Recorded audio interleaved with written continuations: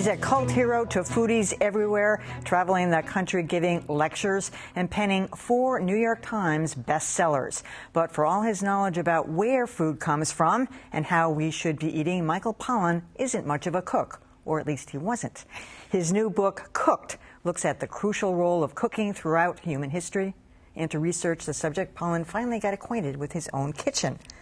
That was an interesting part of this. I assumed I know, a lot of people assumed that I was a great cook. Yeah, no, I mean, I cooked, but not very well and not very thoughtfully. I mean, I got interested in this issue from the agriculture side. Yes. You know, I was a gardener and I was very interested in nature, and I began growing vegetables and learning about farming. So I started on that end of the food chain, not on the consuming end of the food chain. All right, so there's a little quote I pulled out of the book because it kind of just struck me, you know, sort of just summarizes your whole thing. It says, had our proto-human ancestors not seized control of fire and used it to cook their food, they never would have evolved into Homo sapiens. Yeah. So you attribute the evolution from the apes to our ability to cook. Yeah, one of the most important changes in human evolution was the discovery of fire, specifically to cook food. When we did that, we suddenly had a much more nutritious source of food. Basically, when you cook, you're externalizing digestion. You're doing some of the breakdown of the food outside of your body using someone else's energy, trees or whatever you're cooking with. And so you get more energy when you eat that food. And that is what allowed our brains to get a lot bigger and our guts to shrink. Compared to primates our size, we have very large brains and small guts because of cooking. So it put us on the path to being who we are. We are the cooking animal. That's what sets us apart from all other creatures. I mean, I laughed out loud at your line, even animals prefer cooked food. And then you tell that hilarious story about your pig kosher who goes and steals a steak from off of someone's grill. But you're right, animals preferred. And that's why and in a way, they're not designed for cooked food. That's why our pets get so obese. They're getting more energy than they're designed for. They're getting it off the table. So you divide this book into fire, water, air, earth, and you actually go to places and see how this is done properly. The first one riveted me the most, I have to say, because it was about barbecue. And you go to North Carolina and Texas into these unbelievable barbecue pits where they're roasting 200-pound hogs, many at a time. Yeah, well, I was looking for the most primitive form of cooking still alive, and I decided that was Eastern North Carolina, not Western, Eastern North Carolina whole hog barbecue, where they cook a whole pig over a very slow fire for like 20 hours, and the result is incredibly delicious. And what I did in this book essentially was apprentice myself to a series of masters, bakers, picklers, home chefs, restaurant chefs, and learned at the feet of these masters how to do these transformations, which are just so, they're so miraculous in a way. I mean, you know, we take cooking for granted, but in fact there's alchemy going on every time we do it. And I wanted to learn how to get good at it, and I wanted to learn why it's so important. And what I discovered is it's the best way to ensure a healthy diet is to have a human cook it.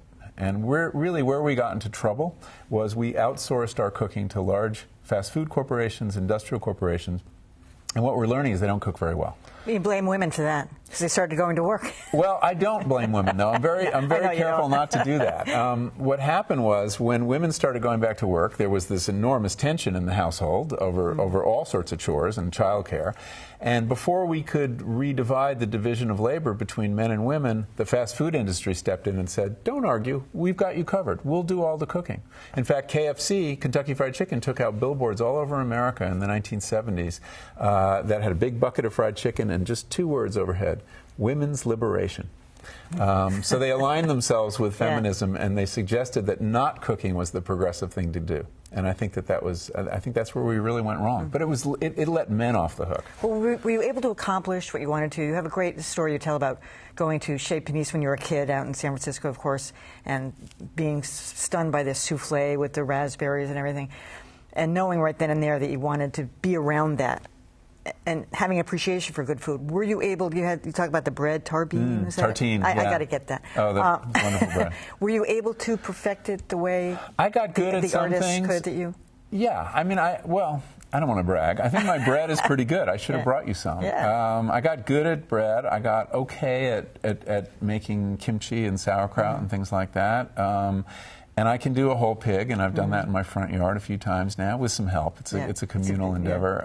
But I don't make a great souffle. There's a lot I can't do. I mean, I'm really still a duffer in the kitchen.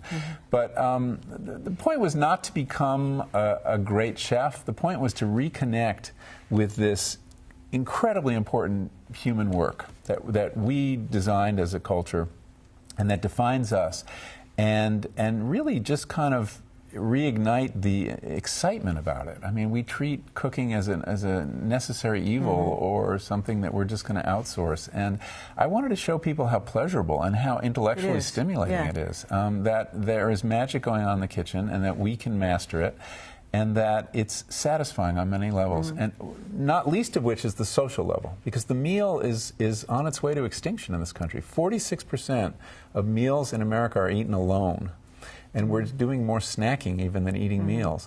So if we're ever going to gather around the table again and reconnect to our kids and reconnect to our friends, we're going to have to cook. Well, as you said, you and your wife cook together, and communal cooking is fun, and it's extremely social. Yeah. But if one person is doing all the work, then it's drudgery. Then it's, And I think that was the problem. In the nuclear family, cooking became women's work, and women were doing it alone.